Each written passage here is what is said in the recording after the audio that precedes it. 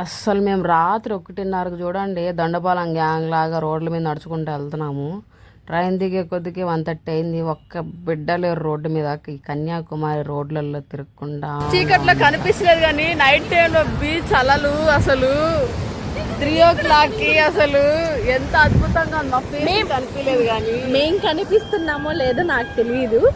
But ఈ beach చూసారంటే మీరు షాక్ అవుతారు. పూడుస్తుంది అనమాట. చూస్తున్నారా? అసలు కనిపించలేదు కానీ అలలు మీకు లైట్ గా చూడండి.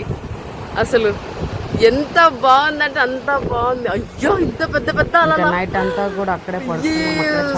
సూపర్. ఇంకా మార్నింగ్ అయ్యే కొద్దిగా చూడండి స్టేడియం లాగా కూర్చేసారు. ఎంతమంది ఉన్నారు జనాలు అయితే. అందరూ సన్ రైజ్ కోసం వెయిటింగ్ అనమాట. అసలు మన ఇండియాలోనే first sunrise and sunset రెండు చూడగలిగే ప్లేస్ ఏంటంటే అది కన్యాకుమారినే. అద్భుతంగా ఉంది అసలు ఆ వ్యూ. ఆ సముద్రం మధ్య ఆ సన్ రైజ్ ఎంత అద్భుతంగా ఉందంటే అంత అద్భుతంగా ఉంది. అసలు చూడడానికి 2 కళ్ళు సరిపోలేదు. మీరు చూసారైతే అక్కడ చూడండి. ఆ రెడ్గా ఉన్నది కాదు, సముద్రం స్టార్టింగ్లో ఒక పండులాగా లేస్తుందన్నమాట. అసలు చూడగానే కళ్ళు చెదిరిపోయినాయి. వర్త్ నువ్వు చూసావంటే అవును నేను నా కళ్ళతో చూసాను, కళ్ళు చెదిరిపోతున్నాయి అన్నట్టు.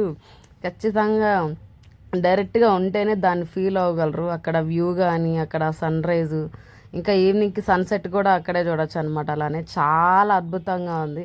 ప్రతి ఒక్కరూ చూడాలి. అసలు మనసుకి చాలా ఆనందం అనిపిస్తుంది. ఇంకా దాని తర్వాత మేము దగ్గర చుట్టుపక్కలంతా షాపింగ్స్ అంతా ఉన్నాయి. అవన్నీ షాపింగ్ చేయలేదు కానీ షాపింగ్లు అంతా చూసుకుంటూ వెళ్ళిపోయాం అనమాట. అన్నీ ఉన్నాయి కానీ చీప్గానే ఉంటాయి అని సార్ అన్నారు. బెటరే మేమైతే రేట్లు కంపేర్ చేస్తే.